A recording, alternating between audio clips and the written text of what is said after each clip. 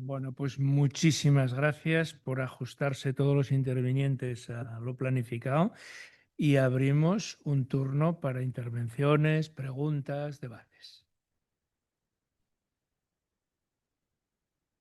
Muchas gracias. A mí me preocupa, llevo un año viviendo en Asturias y hay un tema que me preocupa enormemente, que es el tema de la ecología social, que ha quedado muy poco tratado y sin embargo lo veo central a la problemática que se plantea. Y quería comentar más específicamente lo que han dicho Alejandro Braña y Rodrigo Cueto. Yo vivo en Río Turbio, que es un asentamiento construido para los mineros. Y hay un lado que es importantísimo, que hay que tener en cuenta, que es la contrainsurgencia. Estamos hablando de una dictadura y que está siendo muy represiva con la minería y los mineros se van al maquis. Entonces hay una enorme relación y esto tengo muchísimos testimonios porque quedan muchos jubilados mineros que vivieron esa época. Entonces lo que pasaba es que se iban a vivir al monte y tenían toda una metodología. El asentamiento tiene otra característica central, que es que en el medio del asentamiento está la iglesia, pero la iglesia está en el medio de la escuela. Es decir, es nacional catolicismo puro. Tiene lado de la escuela de un lado y lado de la escuela del otro lado. Y en medio está la iglesia. O sea, el conocimiento viene del Señor. Entonces, yo no voy a entrar en todos los detalles, pero lo que quiero decir es que aquí hay un lado a contrainsurgente muy fuerte. El que podía vivir en esos pisos tenía que comportarse, si no tenía que irse al monte. Y eso hay que estudiarlo. Eso es una parte muy importante de por qué se construye aquello. No solamente es porque no había petróleo. Es un mecanismo de control social de un lugar que además en el año 34 había vivido el centro de la revolución, pues estamos hablando de Mieres, que es donde se inicia la revolución de octubre. O la insurrección, quizás, mejor decir. Luego, la otra cosa que quería comentar es lo del bosque. El problema del bosque allí es que es el minifundio. No se explota porque está dividida la propiedad. La tenencia es un gran problema. Hay que hacer una cuestión de concentración parcelaria en esa zona. Pero es que el problema del bosque y del fuego del bosque es sobre todo el cambio climático. Entonces, sí, Canadá tiene un gran potencial, pero el problema es que la turba se ha descongelado y el permafrost, es decir, el hielo permanente se ha derretido y entonces tienes fuegos permanentes todo el año que se sumergen y que no se pueden apagar. Es decir, que el problema del fuego, fíjate lo que pasó hace poco en Portugal, el problema del fuego tiene que ver con el cambio climático. Es decir, que el tema de cambio climático, de ecología social, es un tema que a mi juicio es una ciencia que tenemos que tener mucho más consideración hacia ella hoy en día para hablar de Asturias y del problema de la industria y de la urbanización y del futuro de esta zona. Y lo que quería preguntar a Alejandro es, ¿vas a hacer un estudio de lo que fue la dictadura para los asentamientos mineros? Y lo que quería preguntarle a Rodrigo Cueto es, ¿vas a hacer una mención a algo que a desarrollar la idea esa que dijiste, que el fuego también tiene que ver con la lucha de clases? ¿Vas a hacer un estudio que también implique una visión de la ecología social del fuego? Los interesados tienen la palabra.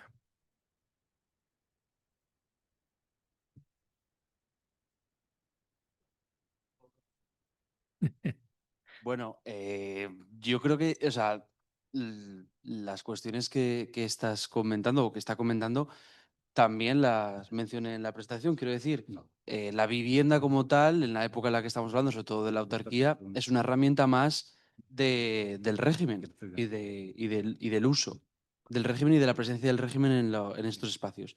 Entonces, evidentemente, o sea, cuando se analizan estas viviendas y cuando se analizan estas promociones del Estado, siempre se analiza, evidentemente, la carga ideológica que tienen detrás todas estas viviendas y todos estos asentamientos de los que estamos hablando.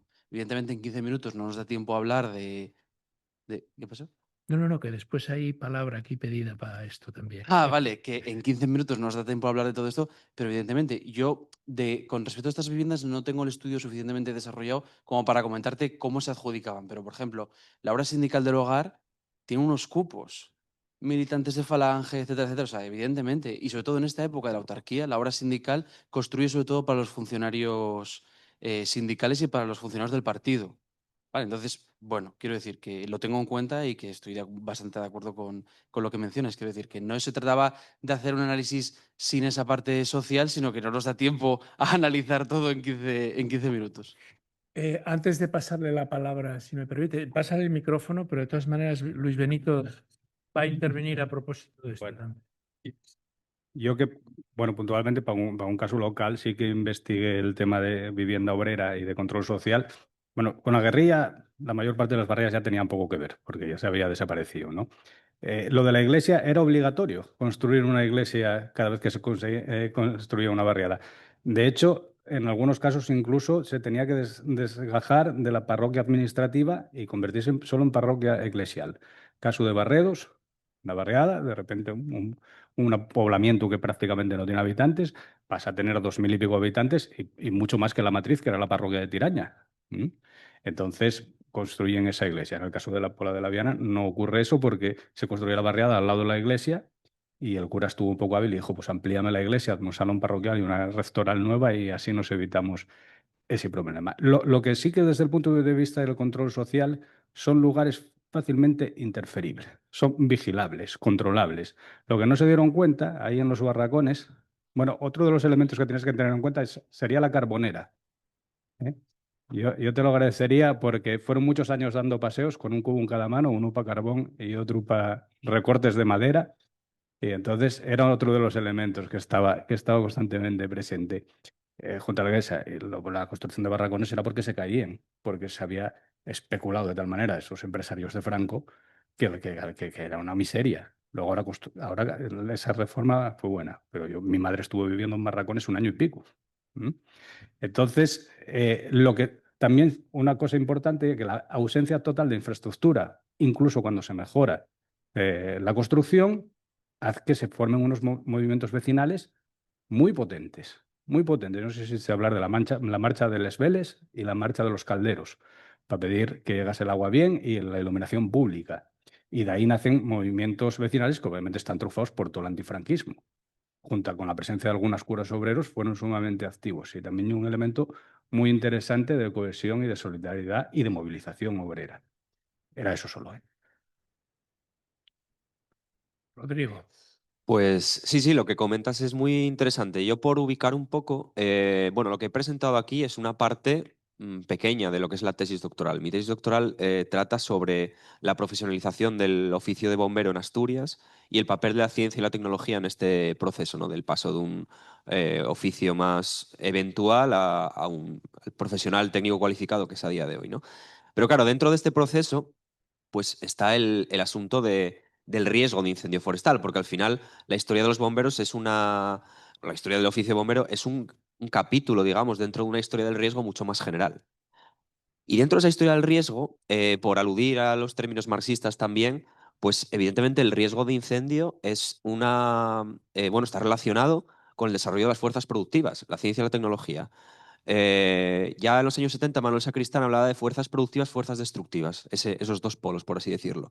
Y en este sentido, claro, procesos que tienen que ver con la migración campo-ciudad, que son conclusiones o resultados, digamos, de la industrialización, pues tienen otras contrapartidas, como puede ser el aumento de la masa forestal, que en combinación con lo que comentabas tú antes, el aumento de las temperaturas a nivel general, el cambio climático, etcétera, u otros factores que pueden ser endógenos de Asturias, como comentábamos antes, el tema de los montes consorciados, pues dan lugar a un aumento en la escala de ese riesgo. Y es lo que es efectivamente, es lo que comentas tú. Claro que lo tendré en cuenta, porque además, claro, es de estas cuestiones en las que se combina elementos culturales e históricos con elementos naturales. Ninguno se da de manera aislada, sino que van interactuando. Y vemos cómo el riesgo de incendio forestal y el aumento de esa escala de riesgo es algo que pues, en las últimas décadas está aumentando sensiblemente. En Asturias hay una serie de factores, tanto a nivel de humedad como a nivel de variedad de especies, como a nivel de orografía, que hacen que un incendio forestal no se extienda tan rápido como en otros lugares, pero aún así, pues cosas como, por ejemplo, el monocultivo, que tampoco es algo nuevo, caso del eucalipto, que encima es una especie pirófita, el eucalipto, u otras especies, pues también facilitan que ese riesgo vaya escalando. Por eso digo que tiene que ver con muchas cosas. No solamente con factores políticos, sino con factores ambientales, y ver la complejidad está en ver cómo se va combinando todo eso. No sé si te he respondido a la pregunta. Sí.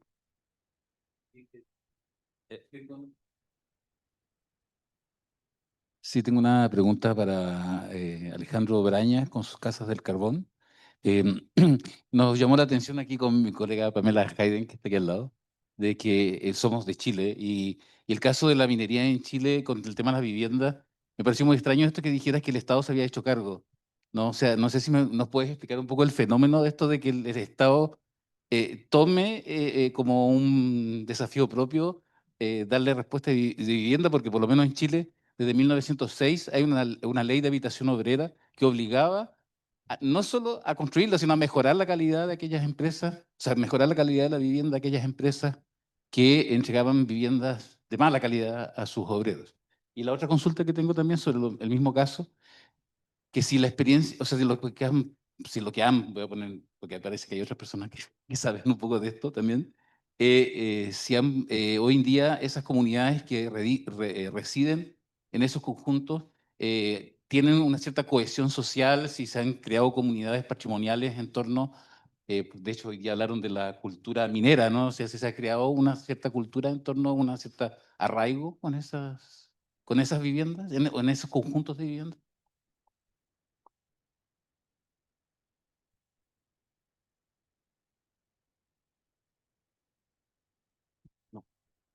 No se oye, ahora sí. Con respecto a la primera, a ver, en el caso español y sobre todo en el caso asturiano, cuando me refiero a que el Estado se hace cargo, hay que tener en cuenta la ideología totalitaria del régimen. Entonces, en un primer momento, sobre todo en esos primeros años, sí que considera que una de las obligaciones del Estado es dotar de una vivienda digna, aquello que decía José Antonio, etcétera. Pasa que luego eso es un poco de la aspiración que tienen en los primeros transcursos de los primeros años de la dictadura. Evidentemente eso se llega a dar, o sea, se da contra la pared de que no se puede hacer. De hecho, el propio José Fonseca Llamedo en el año 39 escribe en una de estas, el director del instituto escribe en una de estas publicaciones periódicas de reconstrucción que claro, que el Estado como mucho podrá hacer algunos grupos de vivienda que puedan ser modélicos para que eso haga que el resto de entidades, de promotores privados, etcétera, puedan construir a su imagen y semejanza. Pero ellos ya en un momento dado ya se dan cuenta, desde el principio casi, se dan cuenta de que no pueden hacer. En el caso de las viviendas mineras, en general, lo que pasa es que sirve a un propósito fundamental que es, primero, quieres aumentar la producción de carbón porque es un elemento fundamental dentro de la economía autárquica y por otro lado, las empresas mineras que las que el gobierno suele tener buenas relaciones no tienen la capacidad o no quieren tener la capacidad de desarrollar esas viviendas en construcción.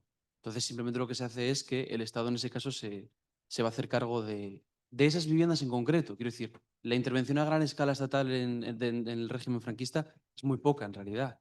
O sea, hablamos, por ejemplo, del Instituto Nacional de Colonización, que es otro de estos grandes inventos del régimen. Una de las últimas publicaciones de Antonio Cazorla habla de que solo hay 50.000 personas viviendo en casi 40 años de promoción estatal. Entonces, quiero decir que sí que hay un interés en el principio, al menos ideológico o retórico, pero que luego eso se da con la realidad. Y sí que hay algunos tipos, sobre todo de empresas estratégicas o de sectores estratégicos, en los que el Estado al principio, sobre todo en la autarquía, sí va a intervenir porque necesita, sí o sí, que eso se produzca. Y además necesita meter vivienda y aparecer y tener presencia el régimen y su nueva ordenación social dentro de esas dentro de esas barriadas y por tanto eso es lo que va a buscar. Y luego, bueno, yo con respecto a los estudios sobre lo que decía también Luis Benito con el tema de los movimientos vecinales, es precisamente en esas barriadas sí hay unos movimientos vecinales muy potentes que han tenido o que mantienen esa idea de cohesión social y de... ¿Eh? Bueno, ahora cada vez menos, pero en los años primeros de la democracia muchísimo. Y de hecho es uno de los factores que empujan a la democratización del Estado, precisamente es esas corrientes del pueblo organizado dentro de esas reivindicaciones contra en muchos casos la obra sindical del hogar y las malas condiciones en las que estaban. Pero sí, sobre todo en las cuencas mineras, que es donde se construyen, sí hay un sentimiento de pertenencia a esos espacios. Y al final la vivienda forma parte también de esa cultura minera porque es el espacio de habitación de estas personas. Entonces, bueno, no sé si te contesté, pero eso es un poco lo que... No nos tenemos que ir.